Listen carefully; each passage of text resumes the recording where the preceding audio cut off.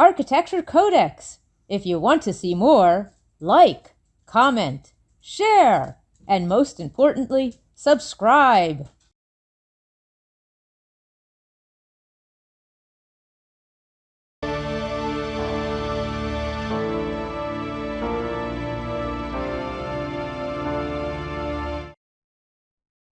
Go west, young man, was the 1865 advice, often attributed to newspaperman Horace Greeley. Just 2 years later, Frank Lloyd Wright would be born in Wisconsin, and in 1937 he would heed that advice and establish an enclave in Arizona where he, his family, and his firm would spend most of the winters for the next decades as a way to escape the cold, deep snows of Wisconsin. The result became known as Taliesin West.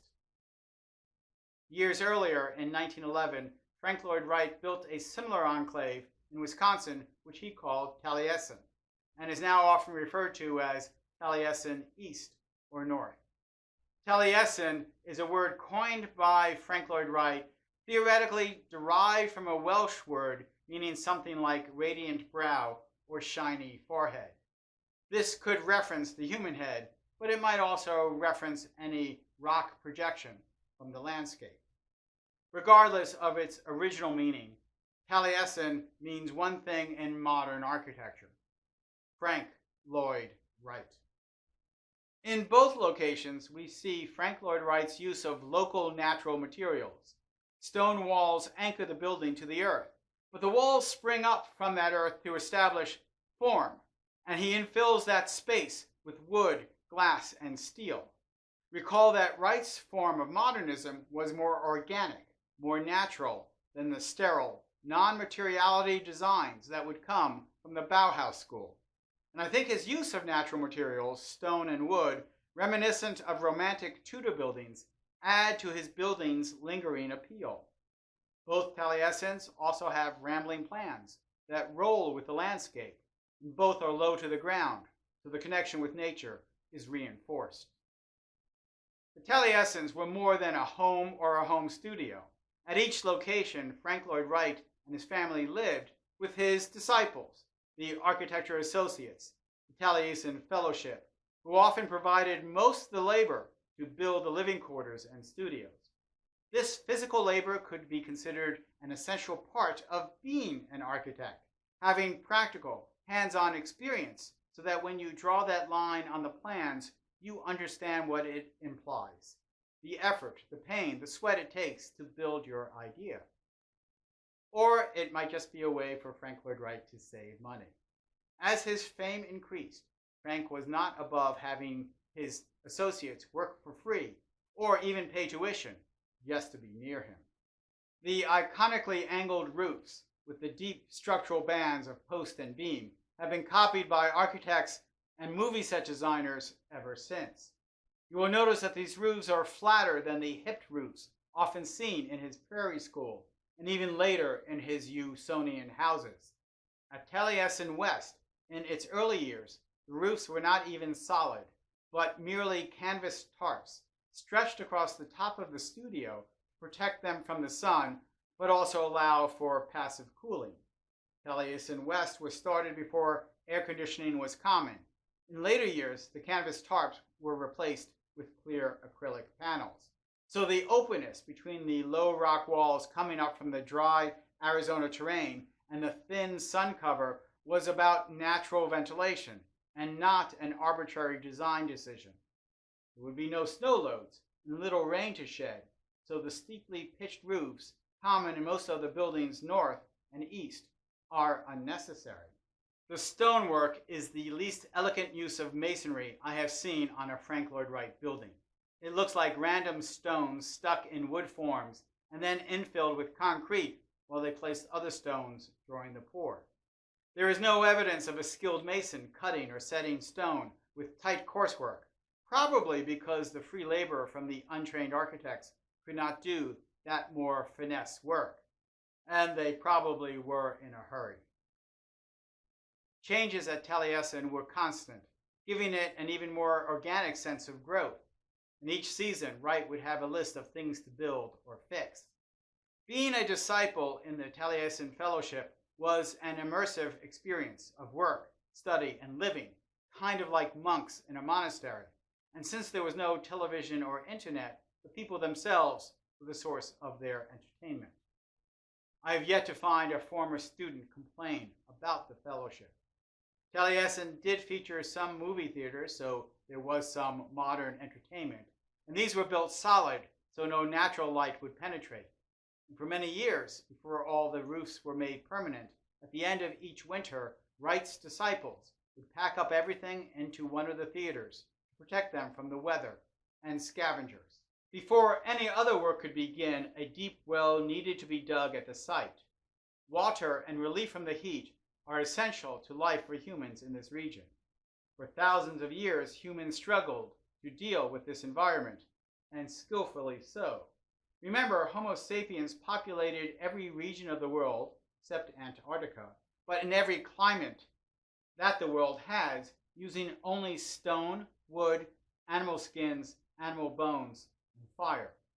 But by the mid-20th century, new technologies for finding and managing water and air conditioning allow the population of the American Southwest to expand at 2 or 3 times the rate of the United States as a whole. Today, Taliesin, like many of Wright's buildings, is a museum unto itself. Its original purpose is subservient to its ability to fascinate thousands of visitors. Taliesin West is also the headquarters of the Wright Foundation, which also manages Taliesin East, both UNESCO World Heritage Sites. But like other Wright's private homes, such as the Roby House in Oak Park, Illinois, or Falling Water in Pennsylvania, Architecture Codex video number 24. They primarily serve as shrines, the overall cult that is Frank Lloyd Wright. Meanwhile, tours of Wright's Kentuck Knob, also in Pennsylvania, are ongoing, and the private owner who lives there seasonally can often be seen driving around in his Morris Minor Woody with his dog. I found that experience more fulfilling, knowing that the house is still a home to somebody. I have mentioned before that creating a cult about your work is the best way to make sure your buildings are preserved long after you are gone, and allows foundations to make lucrative dollars by hosting events at these buildings, giving the willing a chance to pay for sharing in that great experience. By contrast, just 70 miles away is Arcosanti by Paolo Soleri. Soleri purchased the land in the 1950s, but broke ground on a new city in 1970, the same year he published his book, The City in the Image of Man. The book was a highly theoretical collection of writings and drawings meant to show futuristic cities as a single construct. It appears that Arcosanti was an attempt to build such a city, albeit a small one, according to a new architectural philosophy, arcology. Arcology is a word coined by Soleri to indicate the combination of architecture and ecology, what we might call sustainability today.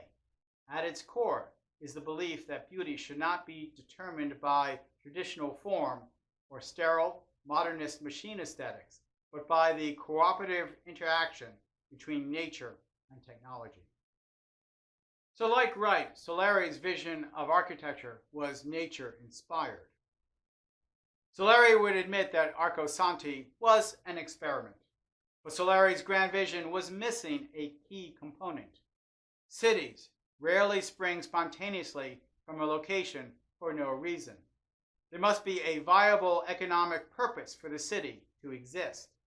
Often, it was the location of a natural resource, or perhaps a natural harbor or valley, so the city could function as a transportation nexus. Sometimes that economic reason is political bureaucracy, such as the capital city of Brasilia. But at Arcosanti, built literally in the middle of nowhere, there was no economically viable reason for it to exist, and so it did not grow. It was not organic in that way. Soleri was hoping for if you build it, they will come scenario, but he built part of it and still no one came. except a few to come and take a look at the failure, or perhaps buy a bell from the bronze foundry, which is the only industry in the city. There are about 50 to 150 people living there at any given time, far short of the 5,000 people projected. It is used primarily as an education center where students and potential disciples of Paolo Soleri come for workshops and classes about arcology and help build a town, and there are guest rooms for some visitors. Both Arcosanti and Taliesin West were bold beginnings started by visionary architects. Both saw architecture as a link between humans and nature, and not architecture as a means to separate people from nature. Both created iconic design images that were different from all the other contemporary architecture.